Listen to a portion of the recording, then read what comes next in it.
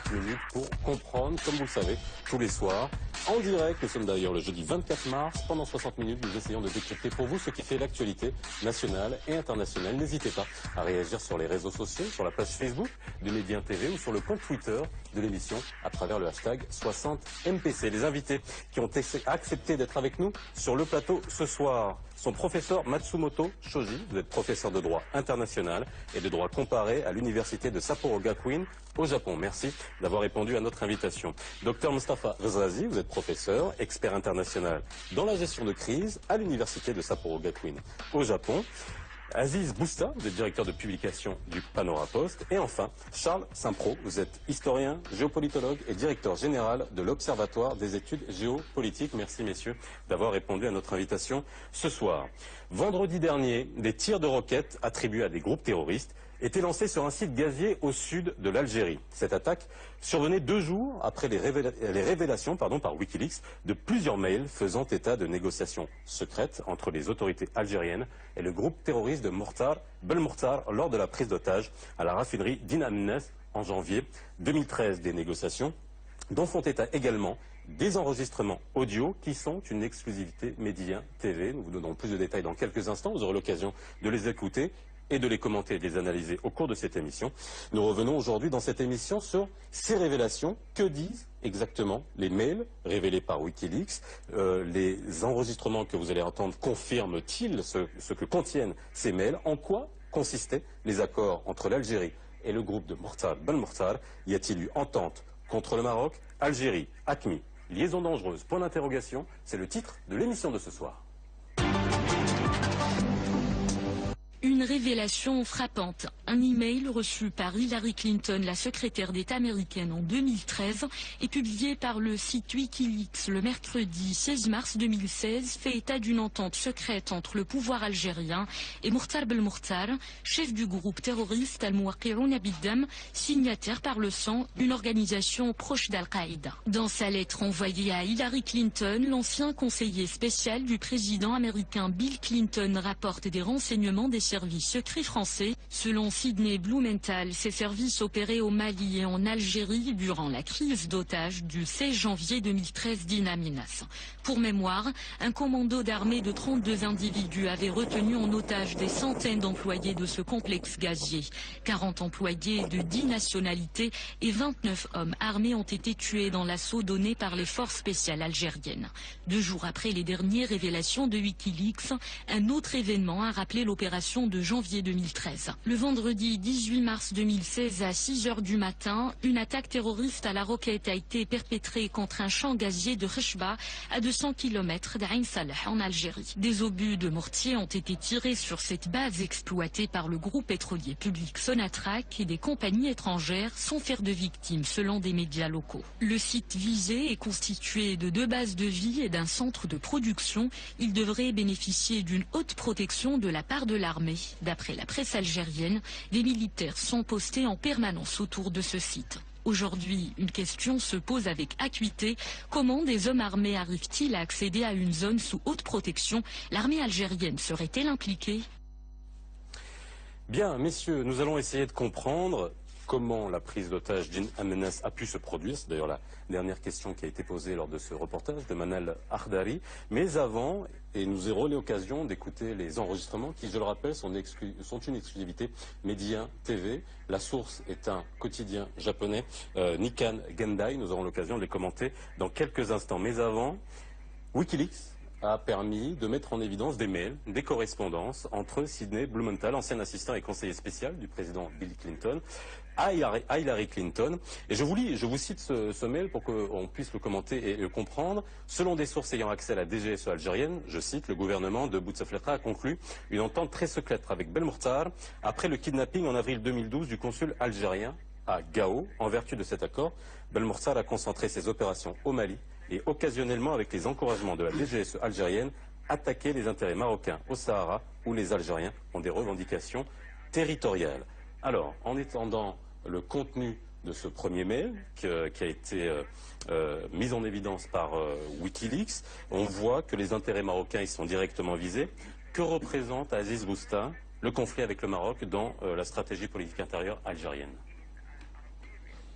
Mais écoutez, c'est terrible ce qu'on entend. C'est terrible.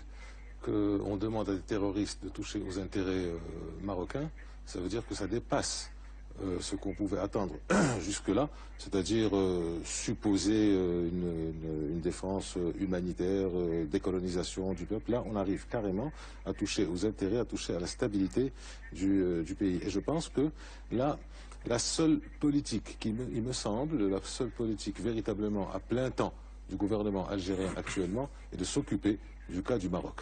À travers cette déstabilisation indirecte par Polisario interposé, et à travers maintenant ce qu'on apprend, et qui est absolument terrifiant, pour toucher les intérêts du Maroc. Alors, puisque apparemment c'est confirmé, c'est clairement confirmé, vu les sources qu'il y a, toucher les intérêts du Maroc, ça veut dire, en termes clairs, quoi? Oui, concrètement. Concrètement, dans ce mail, les intérêts du Maroc. Ça veut dire, bon, en arabe, comme on dit, le fitnatu ashad min al-qatl, c'est-à-dire déjà créer le désordre et le chaos, même psychologiquement, d'un point de vue social. Deuxièmement, il y a au Maroc ce qu'on appelle le Polisario de l'intérieur. Le Polisario de l'intérieur, et ça c'est quelque chose à mettre à l'honneur du Maroc. On empêche les gens de parler, on empêche les gens de faire. Il y a des gens qui sont à l'intérieur des frontières, à l'intérieur du Maroc, que ce soit au Sahara ou dans les provinces du Nord, et qui militent pour l'indépendance du Sahara. Si il s'avère donc qu'il y ait une véritable entreprise d'infiltration, ça pourrait se faire peut-être à travers ces gens du Polisario, c'est-à-dire les radicaliser et les inciter, leur donner les moyens de fomenter, de perpétrer des attentats. Il y a l'actualité, une petite seconde, je ne vais pas terminer, il y a aussi l'actualité, dernièrement, en un mois ou un mois et demi, le Bureau central d'investigation judiciaire a démantelé, donc ça fait un an qu'il existe, ça fait un an qu'il n'arrête pas de démanteler un nombre absolument effarant de cellules djihadistes et terroristes. C'était le cas aujourd'hui. Mais depuis un mois et demi, on note qu'il y a des activistes qui sont des djihadistes qui sont arrêtés dans les provinces sahariennes, et pas plus tard qu'aujourd'hui, à Smara, on a arrêté des gens qui sont supposés être des djihadistes jusqu'à leur condamnation. Dernier élément, et ça c'est peut-être c'est le modus operandi. Il y a un mois et demi, l'opération, le commando, comme l'avait appelé le chef du BCIG, Abdelhak Khiyam, avait envisagé de commettre ces actions et d'aller se réfugier dans des grottes. Et là, on retrouve un peu le modus operandi des activistes qui agissent au Sahara, aller se réfugier quelque part dans des grottes. Et ça rappelle un peu les vastes régions algériennes qu'on appelle les zones non sécurisées. Bon, au Maroc, tout est sécurisé. Mais il y a quand même cette approche qui peut évoquer cette approche terroriste des Algériens. Charles Saint-Pro, quelle lecture vous avez de ces révélations à travers ce mail entre Sidney Blumenthal et Hillary Clinton? Tout d'abord, je pense que ces révélations confirment qu'il y a une position très, très louche du régime algérien vis-à-vis du terrorisme. Et ce n'est pas récent. Il faut peut-être remonter un peu dans l'histoire et sur les vieilles accointances entre ce régime et le terrorisme. Dans les années 60 et 70, Alger était la plaque tournante de tous les groupes terroristes qu'on pouvait trouver sur la planète. Il y avait l'État basque, il y avait l'armée rouge japonaise, il y avait des groupes proche-orientaux, il y avait des groupes africains, il y avait Carlos. Souvenez-vous qu'après la prise d'otage de l'OPEP, Carlos débarque à l'aéroport d'Alger et il est accueilli et embrassé par le ministre des Affaires étrangères algérien de l'époque, qui était autre que Bouteflika. Et donc il y a une vieille complicité. Tous ces gens, tous ces groupes terroristes auxquels s'est joint le Polisario dans les années 75-76, tous ces groupes étaient gérés par la sécurité militaire algérienne. Ils se réunissaient Villa Boumaref à Alger et ils étaient gérés par des gens comme Slimane Hoffman, comme Kasdi Merba, qui étaient tous des gens de la sécurité militaire. Donc l'accointance entre l'Algérie et le régime algérien et le terrorisme n'est pas nouvelle.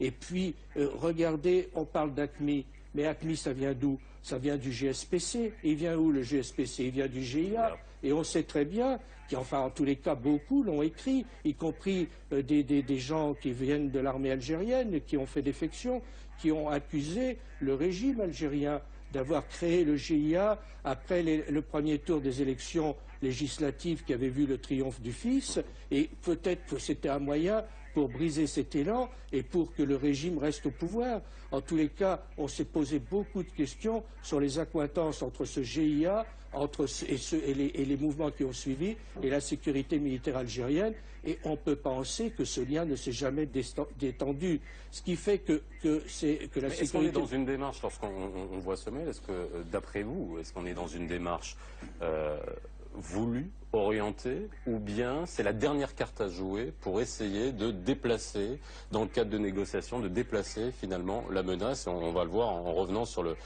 l'attaque d'In Amenas. Moustapha Azrazi. Alors, lorsque l'on regarde ce mail qui a été publié par Wikileaks, je pense qu'il y a deux problèmes. D'abord, la question de l'agression, de la conspiration contre un pays voisin. Et deuxièmement, est une question, l'aspect moral. C'est-à-dire avoir un comportement très agressif contre son voisin, c'est quelque chose qui n'est pas acceptable au niveau international. Donc l'aspect de conspiration, d'un point de vue juridique, je pense que même l'Algérie, la loi algérienne nationale considérait qu'il s'agit d'un acte criminel. Donc nous ne comprenons pas comment est-ce que ces officiers, ces militaires peuvent non seulement négocier, mais même comploter avec un groupe terroriste. Deuxièmement, l'aspect le plus dangereux dans ce mail de Wikileaks, en dehors du fait que nous parlons du Maroc, simplement le fait qu'on est en contact avec Belmokhtar, qui a été condamné en 2003 par un tribunal algérien à une peine de prison à vie. Ensuite, 2010, le FBI a considéré qu'il s'agissait d'un groupe terroriste. La CIA en 2003, il était sur la liste de la CIA. En 2015, le Canada, la police Canada ont demandé à Interpol de le mettre sur la liste des personnes recherchées. Et même compte tenu de cette situation, avec ce passé de criminel, je pense que ça n'est pas admissible, que ce soit sur un point de vue juridique ou sur un point de vue éthique. Un point qui me semble très dangereux dans cette révélation de Wikileaks, ce n'est pas seulement une action. C'est-à-dire que lorsque l'on lit le mail de Wikileaks, il y a trois aspects. D'abord le contact.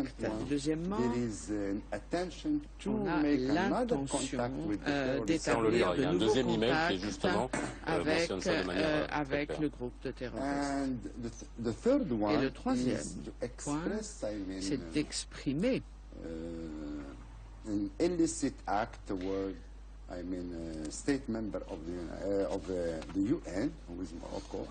exprimer donc l'intention d'attaquer les intérêts du Maroc, qui est totalement inacceptable d'un point de vue du droit international. Vous faites à votre tour de ce premier mail?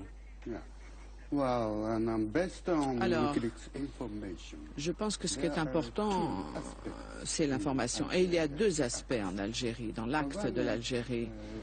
Un aspect, c'est la tentative d'agression de l'Algérie sur le Maroc. Deuxièmement, c'est la conspiration et un acte terroriste. En ce qui concerne le premier aspect, la Charte des Nations Unies est applicable. Le paragraphe 4 interdit toute utilisation de la force. L'article 39 stipule que la menace, menacer la paix, les actes de destruction, etc. Donc, le Maroc est dans une situation difficile. C'est-à-dire que le Maroc devrait d'abord se plaindre auprès du Conseil de sécurité pour demander au secrétaire général de faire des recherches sur ces informations et de revenir vers le Conseil de sécurité. Deuxièmement, de proposer à l'Assemblée générale de voter une résolution pour condamner ces actes terroristes à l'époque. Et je pense qu'à long terme, un traité de coopération internationale devrait être mis en place pour empêcher ce genre d'agissement. Charles Saint-Pro, je reviens à ma question. Est-ce que ça témoigne d'une fragilité de la politique algérienne, je veux dire de la politique interne aujourd'hui pour le maintien de sa structure militaire? Bien. De toute façon, il y a des questions qui se posent. Votre reportage tout à l'heure posait la première question, c'est comment la menace a pu se réaliser. Parce qu'il y a quand même une colonne de terroristes qui a avancé dans le désert sans qu'elle soit repérée. Ça pose quand même un problème de complicité et on peut se demander s'il n'y a pas un coup fourré entre diverses factions algériennes dans cette affaire. Il semble qu'un deal ait été passé entre Ben Mokhtar et une partie de la sécurité algérienne. Il semble que ce deal ait été mis en question par une autre partie de la sécurité militaire algérienne et tout cela est des plus louches. En fait, il faut bien voir que nous sommes dans un régime qui est moribond, où il y a des luttes d'influence énormes qui ont lieu. Il y a eu au sein des services de renseignement algériens, il y a eu les purges que l'on sait récemment. Et donc, il y a probablement chez certains une fuite en avant dangereuse, que l'on peut retrouver d'ailleurs dans des documents qui ont été aussi publiés sur Internet. Par exemple, cette réunion qui a eu lieu très récemment, au mois de mars, entre l'armée algérienne et des membres du Polisario, et où le représentant ou le général qui commande la zone de Tindouf a un ton extraordinairement belliqueux à l'encontre du Maroc. Et on se demande si ce monsieur ne souhaite pas ouvertement une guerre contre le Maroc, appelant aussi le Polisario à reprendre les armes. Enfin, comme on sait que le Polisario n'est qu'un pantin du régime algérien, on comprend très bien qu'il y a probablement au sein du régime algérien aujourd'hui des gens qui sont englués dans une spirale très dangereuse qui, peut-être pour des raisons de politique intérieure, peut-être de rivalité entre factions, mais aujourd'hui, l'Algérie, à cause de ces gens-là, est un facteur de trouble essentiel dans la région. C'est-à-dire que si on parle de sécurité et de paix et de stabilité dans la région sahélo-saharienne, il faut bien voir que celui qui met le plus en cause cette stabilité, c'est aujourd'hui le régime algérien, avec ses diverses ramifications, avec ces ententes contre nature que révèle ce Wikileaks et Blumenthal dans son rapport à Clinton sur les accords qui pourraient être passés entre Ben Mokhtar et la sécurité militaire algérienne, avec aussi le rôle du Polisario, qui est un élément clé dans la stratégie du régime algérien, comme élément de déstabilisation, comme élément de terrorisme. On sait que le Polisario a relayé tous les trafics qui ont lieu dans la région, notamment de drogue et autres, qu'il est en accointance avec le terrorisme et qu'aujourd'hui, le régime algérien et le Polisario sont des menaces directes pour la stabilité régionale. Et je souscris tout à fait à ce qu'a dit M. Matsumoto sur le fait que l'affaire, elle porte sur quoi? Elle porte sur le Sahara marocain, avec cette volonté de l'Algérie d'avoir créé ce conflit artificiel depuis plus de 40 ans, de le maintenir à bout de bras. Et je crois que ce qui est très intéressant de voir, c'est que cette affaire du Sahara marocain, c'est une guerre d'agression vous avez tout à fait raison. Ce n'est plus un problème de décolonisation. La décolonisation, elle s'est terminée après la Marche verte, lorsque le Maroc a récupéré ses territoires qui sont des territoires marocains historiquement. Alors, et ça, ensuite, ce sont des choses qui sont indéniables. On a eu une guerre d'agression, et je pense que nous sommes tout à fait dans le cadre d'une guerre d'agression avec un État voisin qui soutient des mouvements terroristes, qui soutient l'agitation chez son voisin, qui donne de l'argent à des groupes. On l'a vu dans l'affaire de Gdemizik, on sait que de l'argent venait d'Algérie, des armes venaient d'Algérie, que des consignes venaient d'Algérie pour créer des troubles et puis des assassinats, puisqu'on a assassiné de nombreux agents de sécurité marocains. Donc il y a là un problème très grave, c'est qu'aujourd'hui, le régime algérien est le fauteur de troubles essentiels de la région. Alors, j'aimerais revenir, bien sûr, sur la prise d'otage d'In Amnes, où justement on en a parlé, et on se pose la question, comment cela a pu être possible sur un site aussi sensible? On rappelle que c'est un site gazier qui représente près de 18% de la production de gaz en Algérie. Bilan, 37 otages morts, dont 10 Japonais, 9 Philippins, 6 Anglais, 5 Norvégiens. Et c'est vrai que les enregistrements que l'on va écouter dans quelques instants, qui, je le rappelle, sont une exclusivité Médien TV, a suscité au Japon un émoi particulier. Des familles des victimes ont fait pression sur les gouvernements japonais pour qu'une enquête soit diligentée. Quel retentissement ça a eu au Japon, cette affaire, Matsumoto Shoji?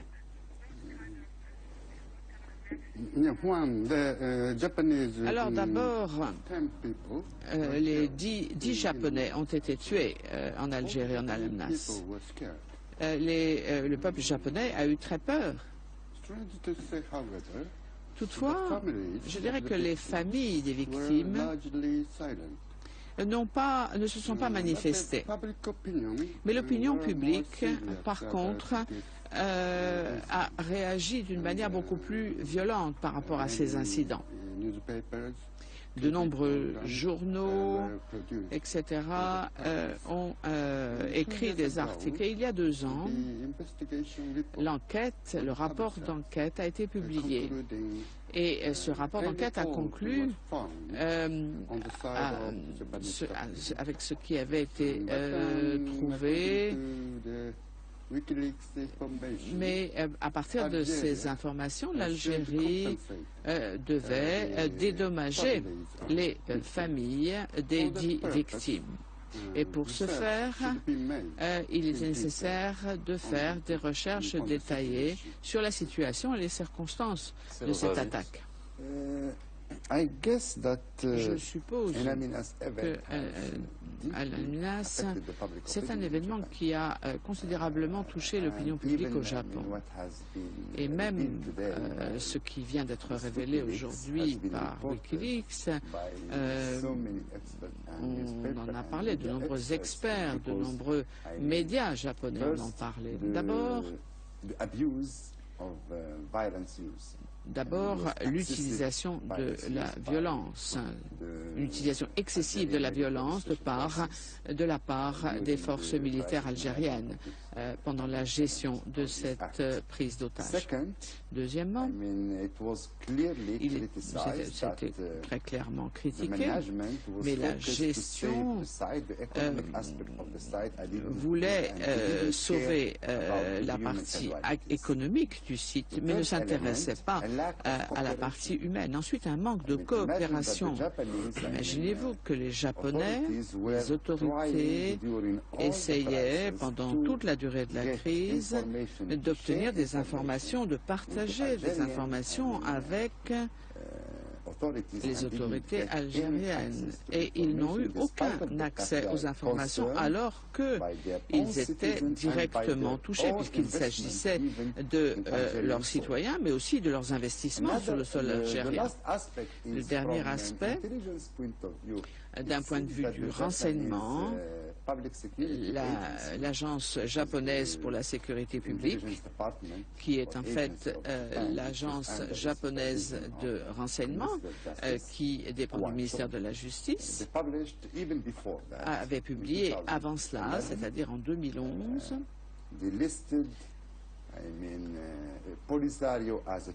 Ils avaient mis le Polisario comme d'une manière, ils avaient listé, donc pas une ONG, etc. Le ministère de la Justice avait listé le Polisario comme une organisation terroriste. Et en 2013, après l'Al-Minas, ils avaient détecté des connexions entre le Polisario et la branche Al-Qaïda dans la péninsule arabe. Pas AQMI, mais une autre branche. Ce qui veut dire qu'il ne s'agissait absolument pas d'un jugement de valeur, c'était plutôt une collecte de données. En 2014, les reporters ont considéré que c'était un site dangereux. Là, évidemment, entre 2013 et 2014, le rapport a listé Belmokhtar en tant que personne recherchée et en tant qu'acteur particulièrement dangereux dans la zone, et notamment pour tous les intérêts japonais en Afrique du Nord. Malheureusement, ce qui s'est passé et ce qui est négatif, j'ai dit plusieurs fois que la société japonaise de gaz avec Sonatrach ont manipulé les familles des victimes. Alors bien sûr, il y a eu des dédommagements financiers, mais ils les ont manipulés pour qu'ils finissent par dire la vérité. Et aujourd'hui, on est au niveau de l'opinion publique au Japon. Alors ce que je ne comprends pas, c'est qu'il n'y ait pas de réaction virulente de la communauté internationale après ce massacre, parce qu'on ne peut pas appeler ça autrement, de Ain Amnas. Et pourtant, la communauté internationale a été très prompte à réagir quand une action militaire se déroule en Tchétchénie ou quand il y a eu, en remontant un peu plus loin, c'était une guerre entre l'Argentine et l'Angleterre, et quand il y a eu quand on avait coulé le général Belgrano, il y avait une levée de bouclier internationale. L'ONU ne s'en était pas saisie, mais il y avait une levée de bouclier internationale. Là maintenant, on se retrouve avec une prise d'otages, avec une armée qui vient tirer bon, il y a les terroristes, d'accord, mais il y a aussi 50 étrangers civils qui sont là, et ils tirent, et ils tuent. Et personne ne se soulève. Justement, ça nous permet, on va écouter le premier. Je voudrais terminer sur une chose très importante. Oui, s'il vous plaît, parce que justement, ça illustre exactement ce que vous êtes en train de dire. Je voudrais revenir sur un titre qui avait été fait, fait par un confrère français, je ne me rappelle plus duquel, et qui était Algérie, État voyou. On tire, on tue, il n'y a personne qui réagit. Je reviendrai plus tard, après l'enregistrement, pour expliciter encore plus mon propos. Alors, justement, vous allez écouter donc un enregistrement exclusif, Médien TV, premier enregistrement, vous en écouterez 3, entre Belmokhtar et un des preneurs d'otages pendant la prise d'otages d'Ain Amnas. Essaie de mettre les otages étrangers en contact avec leurs familles. Demande aux otages de dire à leurs proches et aux responsables de la société où ils travaillent que nous sommes en train d'exercer un chantage. Essayez de ne tuer personne pour qu'ils ne vous menacent pas. Dans ce cas, l'exécution ne serait pas efficace. Il est question de mettre la pression sur les proches et la société. L'exécution doit être l'ultime recours. Utilise les explosifs dont tu disposes pour faire exploser toute l'installation. Va droit au but. Ne crains rien, nous essaierons de contacter nos soutiens. Bien, alors, on fait une petite pause et on aura l'occasion de commenter ce premier enregistrement. Je vous rappelle encore une fois une activité Médien TV d'enregistrements qui ont été révélés par le quotidien japonais Nikkan Gendai. On revient juste après. Algérie, AQMI, liaison dangereuse, c'est le titre de l'émission de ce soir dans 60 minutes pour comprendre si vous venez de nous rejoindre. Nous venons de diffuser le premier enregistrement exclusivité Médien TV où on entend clairement Belmokhtar en discussion avec un des preneurs d'otages pendant la prise d'otages d'Ain Amnas qui, je rappelle, a fait 37 morts parmi les otages, dont 10 japonais. Professeur Matsumoto Shoji, lorsque vous entendez cet enregistrement où on voit clairement les instructions qui sont données par Belmokhtar à un de ses lieutenants, quelle analyse vous en faites?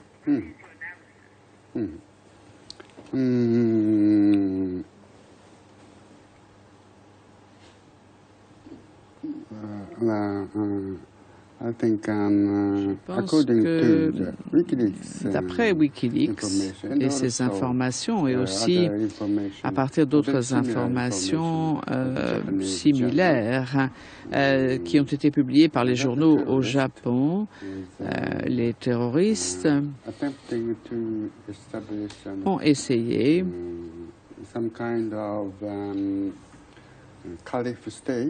de mettre en place un État, un califat dans le Sahara. Alors bien sûr, ça n'a pas marché, mais cette tentative d'établir un califat, je pense que cette attaque sur ce site gazier faisait partie probablement d'une stratégie beaucoup plus large. Pour les Japonais, nous ne sommes pas vraiment concernés par ce scénario plus large. Nous nous sommes concentrés sur l'attaque terroriste à Al-Nas seulement. Mais ce dont nous avions peur, c'est que cette attaque terroriste prenne des proportions encore plus importantes. Et donc, beaucoup de Japonais, d'une certaine manière, ont changé leur manière de réagir par rapport aux activités terroristes dans le monde. Avant cela, on regardait l'Irak, l'Afghanistan, la Syrie seulement. Mais des Japonais ont été tués en Algérie. Et c'est quelque chose que nous n'aurions jamais pu imaginer, que nous n'attendions absolument pas. Donc nous avons été très surpris et en même temps nous avons dû changer notre position par rapport au terrorisme à l'étranger. Donc d'une certaine manière, cet événement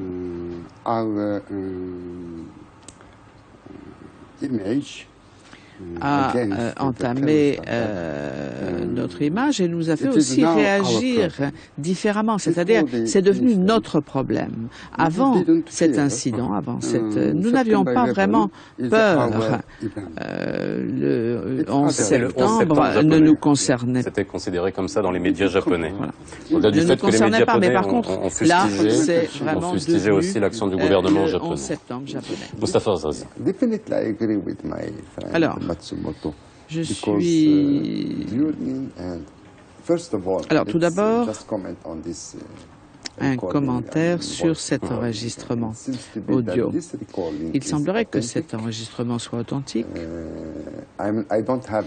Alors, je n'ai pas les compétences techniques Alors, ça a été confirmé par le quotidien, justement, Nikkan Gendai. Mais il y a trois choses qui permettent de le confirmer. D'abord, les documents qui ont été publiés par Nikkan Gendai, d'autres documents, donc ce journal japonais. Ensuite, il y a d'autres témoignages des otages qui ont réussi à échapper et qui ont témoigné en expliquant tous les appels téléphoniques entre les terroristes qui avaient pris donc d'assaut le site. Et troisièmement, beaucoup de rapports, même avant cela, il y a eu de nombreux rapports qui ont été publiés par des auteurs japonais et des personnes associées au renseignement japonais. Il y a un rapport annuel sur le terrorisme et le rapport est devenu annuel. Et le Parlement japonais a adopté un projet pour envoyer 10 militaires dans les ambassades, y compris le Maroc, l'Algérie et le Mali. Et il y a aussi un acteur, Abu Saad al-Hamidi, qui a écrit un article en 2010, 2011, pratiquement en même temps que ces révélations de Wikileaks sur les contacts entre les militaires algériens et Mokhtar Belmokhtar. Abou Saad et estime que Al-Qaïda a l'intention de mettre dans les camps de Tindouf des éléments pour mettre en place un califat. Et c'est la page 9 de cet article qui s'appelle « Évaluation des activités d'Al-Qaïda au Maghreb ». Et la même personne, cet article a plus de 2000 liens. Ce qui me concerne en tant qu'expert en gestion de crise, la preuve la plus significative, c'est que le gouvernement algérien n'a pas réagi.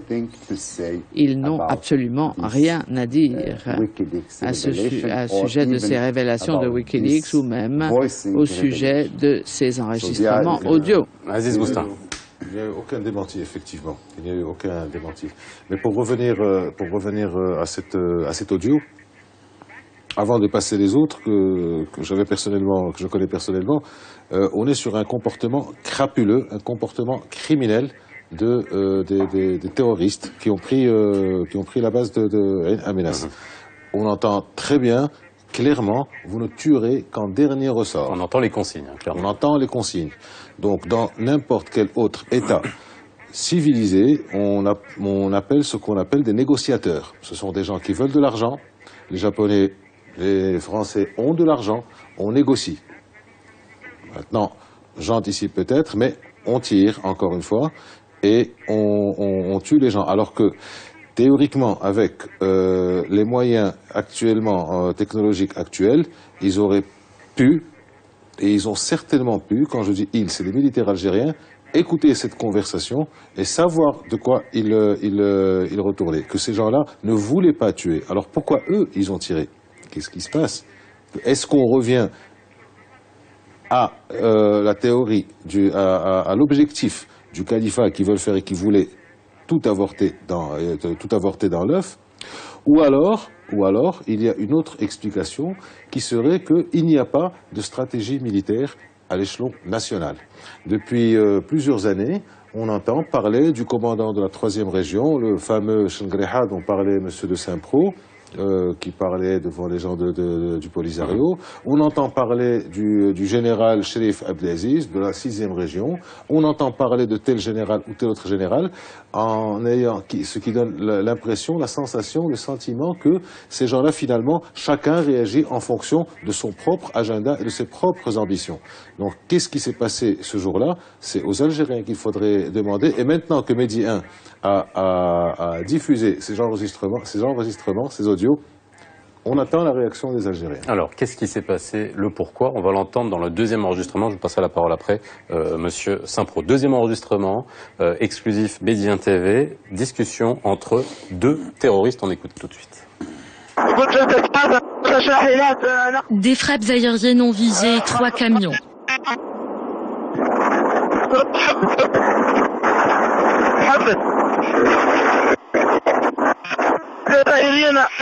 Les Algériens ne tiennent pas parole. Ils nous ont demandé de commencer l'opération. Ils ont demandé à nos frères d'exécuter, mais ils nous ont trahis.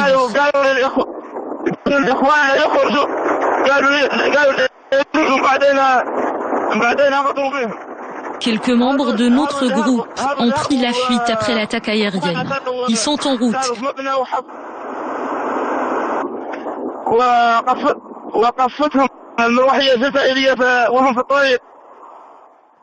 Il y a des victimes de tous les côtés. Je vois des morts partout. Les voitures où ils étaient sont massacrées. conversation qui date du 17 janvier. On est en plein dans la prise d'otage d'In Amenas. Monsieur Saint-Pro, on l'entend bien. Excusez-moi que c'est 6 heures après la première conversation. La première était à 8 heures, 7h30, 8 heures. La deuxième est à 6 heures après, 5 heures après. Monsieur Saint-Pro, on entend clairement les Algériens nous ont trahis. Oui, c'est une phrase fondamentale. Parce que, en fait, quand ils disent les Algériens ne tiennent pas parole, ça veut dire le régime algérien ou les services algériens, bien entendu, puisque ces gens-là, ces terroristes sont eux-mêmes des Algériens. Hein. Bon. Donc, ça pose vraiment beaucoup de questions. Dans quelle mesure nous sommes ou nous ne sommes pas dans une manipulation d'un certain nombre de personnes du régime ou de certains services dans cette affaire, puisque les gens qui sont sur place ont l'air de penser qu'il y avait une sorte d'accord ou qu'ils étaient pratiquement en service commandé, au service de, enfin en tous les cas, chaperonnés par des services algériens, et on a le sentiment qu'ils ne comprennent pas ce qui se passe. Comme d'ailleurs lorsque Belmokhtar dit à ces gens faut rester calme, ne tuer personne, etc. Bon, on a l'impression que tout ça leur échappe et qu'ils se sont fait manipuler. Et la question qu'il faut bien se poser, c'est qui les a manipulés. Et c'est clair qu'il y a probablement, comme on l'apprendra peut-être un jour, mais il y a des factions au sein du régime algérien qui ont choisi cette politique du pire. Alors, pour quelles raisons ? Ça, c'est notre. Est-ce que c'est un règlement de compte dans le cadre de cette fameuse succession et on voit très bien l'épuration qu'il y a dans les services de renseignement. On sait qu'après In Amenas, un des dirigeants de sécurité algérienne a été démis de ses fonctions. Bon, est-ce que c'était voulu pour préparer le terrain, pour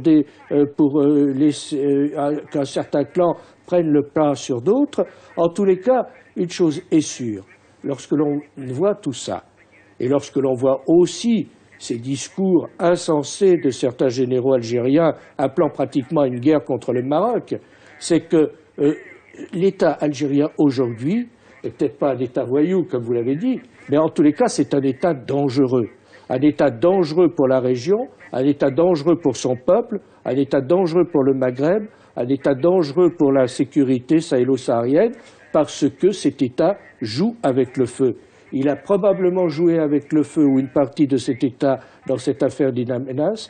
Il joue avec le feu dans l'affaire du Sahara marocain en entretenant ce Polisario, qui d'ailleurs subit lui-même une dérive qui rappelle celle des FARC colombiens. C'est qu'on part de mouvements qui sont soi-disant des mouvements politiques, qui deviennent des mouvements mafieux, qui sont au contact de narcotrafiquants ou de je ne sais quoi, et qui finissent dans le terrorisme. Il y a aujourd'hui un vrai problème pour la sécurité régionale. Ce problème s'appelle le régime algérien, et je crois que ça, c'est un problème fondamental. Moustapha Zrazi, à la lumière de ce qu'on a écouté dans le deuxième enregistrement.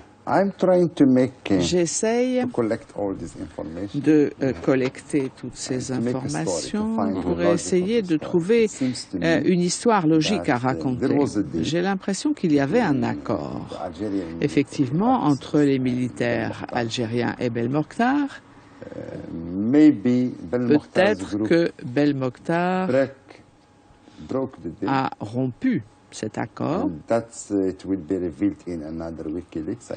Et je pense que c'est ce qu'on voit dans un autre Wikileaks. Et ensuite, il essaye de négocier. Il semblerait que l'armée attaque et ne respectent pas le temps qu'ils avaient laissé au groupe. Il y a un autre élément aussi dans la police japonaise l'année dernière a révélé un autre élément, c'est qu'un tiers associé à Belmokhtar a contacté pendant la crise l'ambassade du Japon et a essayé de négocier avec eux pour obtenir une rançon. Donc il semblerait qu'il y avait un conflit d'intérêts entre Belmokhtar et les militaires algériens, et en parallèle, une tentative du groupe de Belmokhtar d'obtenir une rançon des ambassades. En tout cas, l'ambassade japonaise a eu le courage de dire ce qui s'était passé. Bien sûr, Si c'est vrai, c'est un scénario terrible.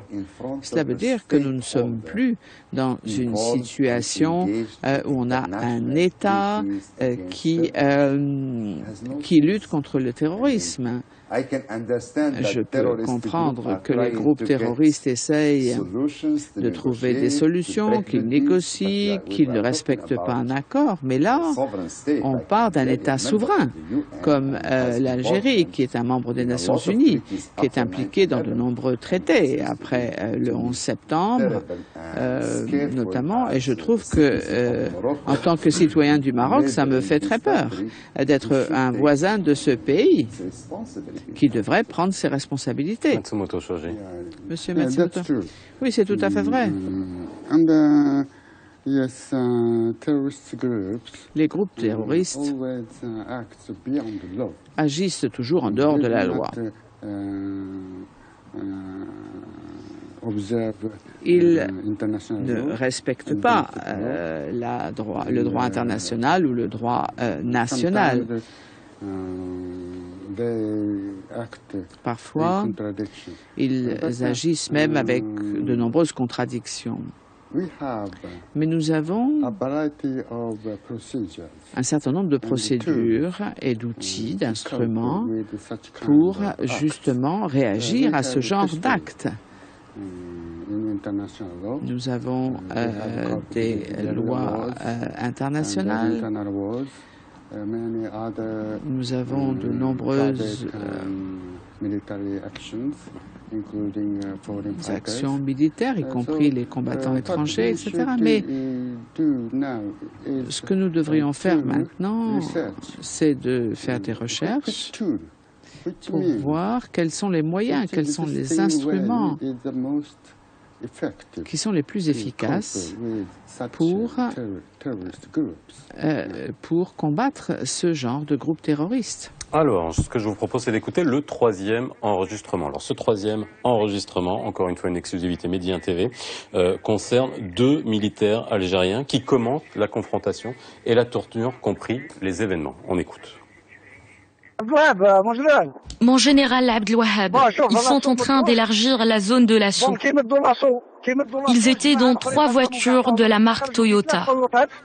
Notre armée se déplace en hélicoptère. Nous disposons de 2 appareils.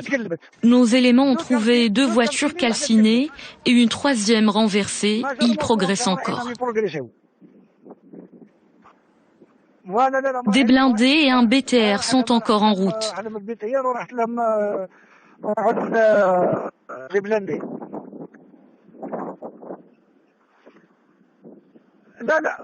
Nos éléments sont en train de nettoyer la base de vie. C'est tout ce que nous savons pour l'instant.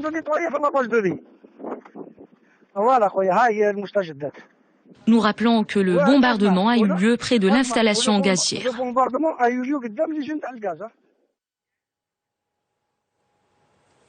Bien, on entend clairement, encore une fois, cette conversation entre un général et un militaire. Aziz Boussa. Ben écoutez, là ils savent parfaitement, les généraux algériens, les militaires algériens savent parfaitement ce qu'ils font. Je reprends le terme, ils sont en train de nettoyer la base de vie. En langage militaire, nettoyer, ça veut dire éradiquer, exterminer. Je reviens à l'expression de l'État voyou, ce sont des civils. Ce sont des civils avec des gens qui 5 heures, 6 heures avant étaient en train de négocier pour plusieurs raisons, où il y a eu le deal qui a été cassé par Belmokhtar, ou pour plusieurs autres raisons, mais ils étaient en train de négocier. Et là, c'est terrible, avec des hélicoptères, des gens qui sont là avec des armes de poing, des armes d'assaut, et les militaires qui sont en train de les assassiner, tout simplement.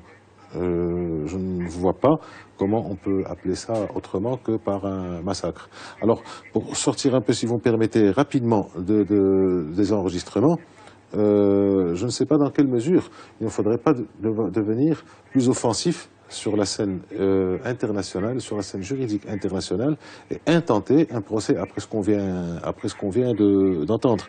Il appartient au Japon de le faire, peut-être, mais il appartient aussi au Maroc, comme vous avez dit, docteur Zarazi. On ne se sent plus en sécurité avec un État à côté qui réagit de cette manière.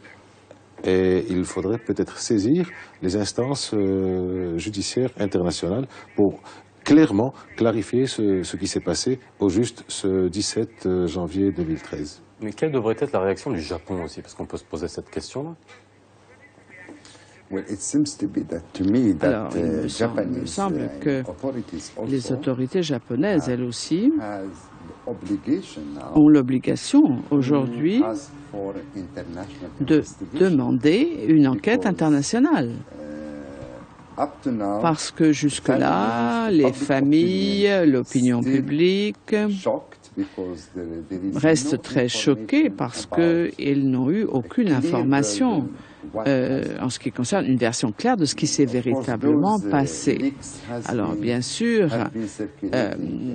des informations ont circulé l'année dernière d'une manière indépendante au Japon et ont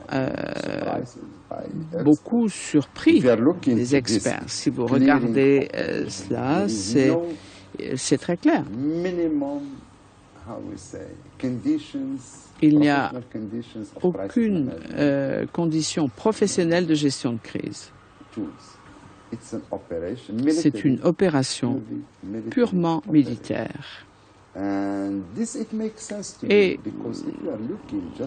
on comprend, si vous regardez, il y a quelques semaines, il y a quelques mois, on a eu un rapport, il y a eu beaucoup de changements au niveau de l'agence de renseignement en Algérie.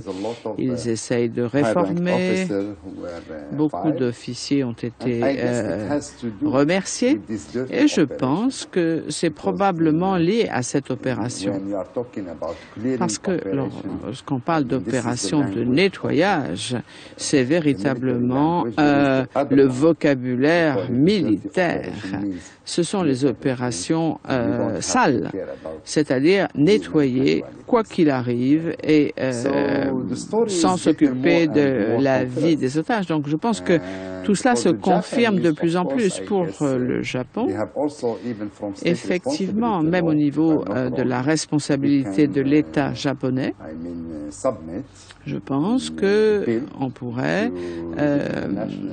demander saisir une commission internationale, un comité associé aux Nations Unies, et demander une enquête.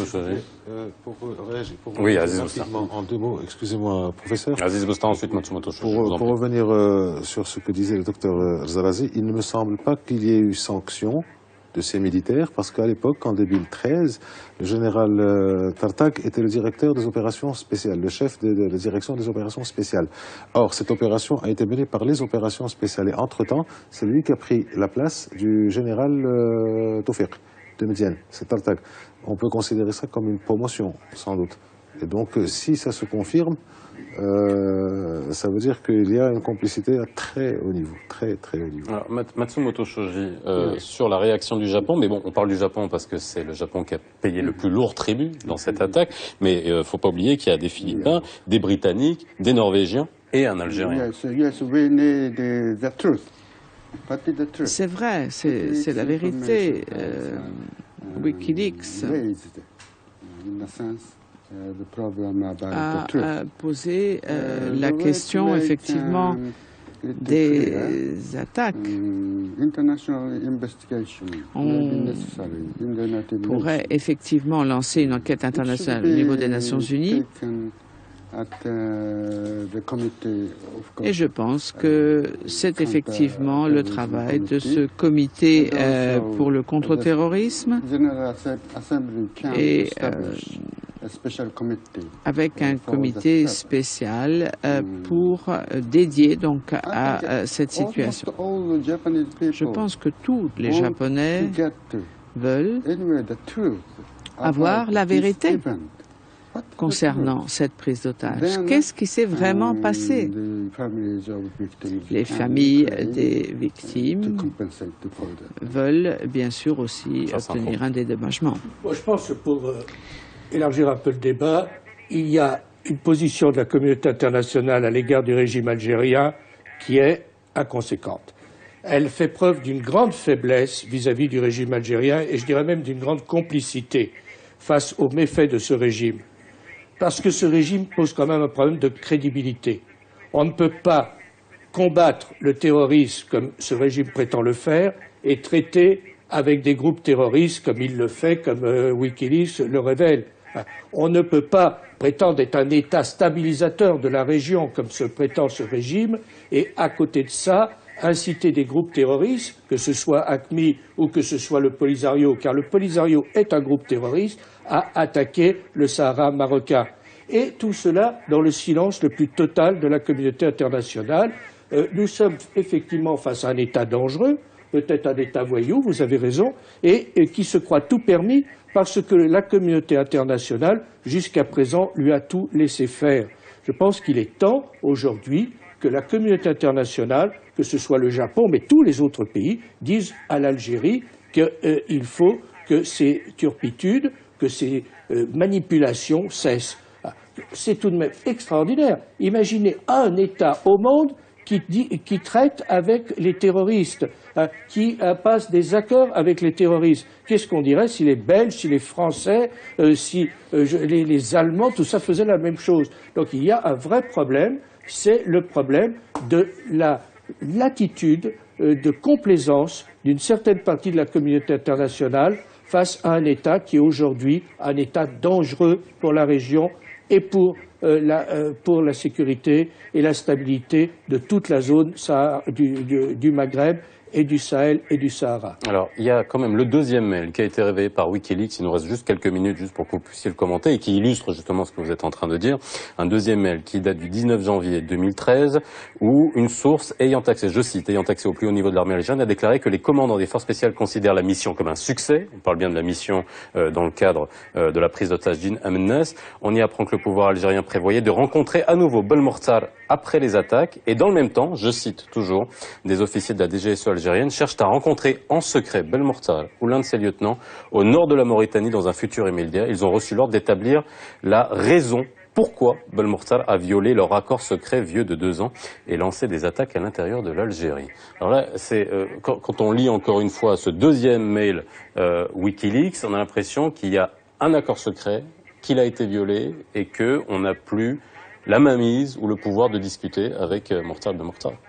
Definitely, I mean, this piece make the story much more clear.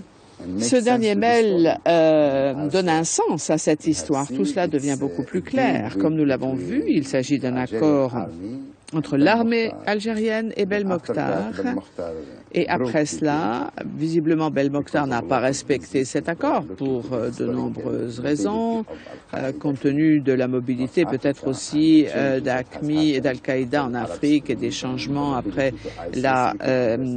Daesh, après le printemps arabe, etc. Je suppose que Belmokhtar, en tant que groupe, lui aussi devait se déplacer. Et après cela, il y a eu un acte de vengeance de la part de l'armée algérienne pendant cette prise d'otage, ce qui veut dire que l'équipe de gestion de crise ne s'est pas du tout souciée des otages. C'est-à-dire qu'ils avaient leurs propres soucis, il s'agissait de tuer tout le monde et de protéger les intérêts économiques gaziers. Et ensuite, bien évidemment, une fois encore, ces forces doivent comprendre ce qui s'est passé avec cet accord secret, puisque Belmokhtar n'a pas respecté l'accord. Et une fois encore, d'autres contacts doivent être établis avec Belmokhtar, ce qui veut dire que la question d'entrer en contact avec un groupe terroriste, non pas pour négocier, mais pour une conspiration, met l'Algérie dans une situation particulièrement difficile. Est-ce que vous trouvez que ce deuxième mail, où on voit la tentative de renouer le contact avec Mokhtar Belmokhtar, peut être considéré au Japon, à la lumière de ce qui s'est passé, comme finalement quelque chose d'insultant et très difficile à avaler? Je ne suis pas sûr, mais ce n'est pas, c'est tout à fait réaliste. C'est possible. Le gouvernement, bien sûr, ne parle pas. Il y a eu de cela, il y a eu un certain nombre de spéculations de la part des journalistes. Mais en ce qui concerne les circonstances, je pense que tout cela est tout à fait possible. Et nous ne sommes pas très surpris, d'ailleurs. Le gouvernement japonais a toujours essayé de négocier en secret lorsque on s'est trouvé confronté à des prises d'otages. Donc,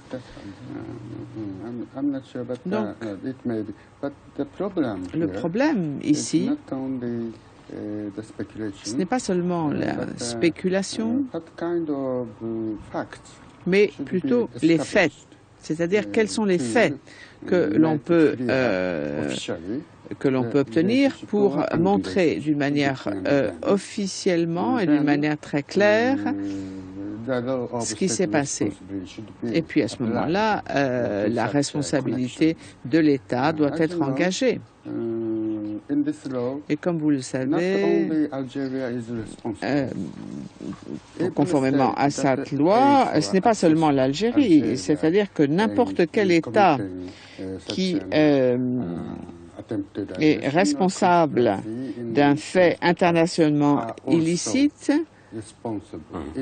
est responsable, quelles que soient les circonstances. Monsieur Saint-Pro, ça sera le mot de la fin. Très court parce qu'on doit rendre l'antenne. C'est pourquoi Belmokhtar court toujours. Pourquoi les services algériens, qui se prétendent quand même très bien, tout beau, n'ont jamais réussi à le coincer? On a un peu le sentiment qu'on nous refait l'affaire de Ben Laden. On sait très bien que Ben Laden, on aurait pu l'avoir avant. Les Américains ne tenaient pas tellement à ce que ce soit le cas. Eh bien, on a l'impression que les services algériens ne tiennent pas beaucoup à attraper Ben Mokhtar ou à le liquider. Alors, Bousta, vraiment un mot très très court parce qu'on nous rend l'antenne, je rappelle qu'on est en direct. Oui, très rapidement. On a l'impression que cette partie du monde est un corps malade, comme un cancer. Et quand il y a un cancer, il y a des métastases qui circulent un peu partout. Et là, on constate qu'il y a eu des actions violentes au Mali, au Burkina, en Côte d'Ivoire. Et la communauté internationale reste toujours sur son cran à soi. Et là, maintenant, c'est la France qui est touchée. Maintenant, c'est la Belgique qui est touchée. Alors, il faudrait peut-être maintenant passer à la vitesse supérieure et passer à l'enquête internationale avec le concours du Japon qui est au premier chef concerné par la ministre. Merci, messieurs, d'avoir été avec nous ce soir pour commenter ces enregistrements exclusifs Média TV. Vous pourrez les revoir lors de la rediffusion 22h40 si vous nous avez pris route. Excellente soirée sur Média TV. À demain.